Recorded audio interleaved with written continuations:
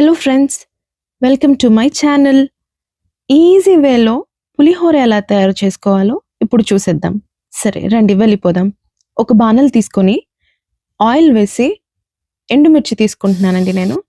ఒక నిమ్మ పండంత చింతపండుని గుజ్జు చేసి అందులో వేస్తున్నానన్నమాట. దానిలోకే సాల్ట్ కూడా వేసేసాను నేను. ఇప్పుడు ఒక టీ స్పూన్ అంత పసుపుని వేసాను. అందులోకి ఇంగువ వేసుకుంటున్నాం అన్నమాట.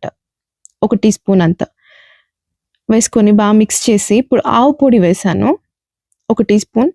ఇప్పుడు ముందే వండి పెట్టుకున్న 1.5 కప్పు రైస్ తీసుకొని అందులోకి బాగా మిక్స్ చేసేస్తున్నాను అన్నమాట. మిక్స్ చేసేసిన తర్వాత ఇప్పుడు పోపు పెట్టుకుందాం. పోపు కోసమని చిన్న బౌల్ తీసుకొని అందులో కొద్దిగా నూనె పోసి నేను ముందే మిక్స్ చేసి పెట్టుకున్నానండి. ఆవాలు, జీలకర్ర, తెల్ల నువ్వులు, ఉద్దిపప్పు, శనగపప్పు ఇవన్నీ తీసి మిక్స్ చేసి పెట్టుకొని ఉన్నాను. అది వేసి పల్లీలు వేసేసానన్నమాట. పోపుని రైస్‌లో బాగా మిక్స్ చేసేసుకుందామండి. సన్నగా తరిగిన కొత్తిమీరని పైన గార్నిష్ చేసేద్దామండి.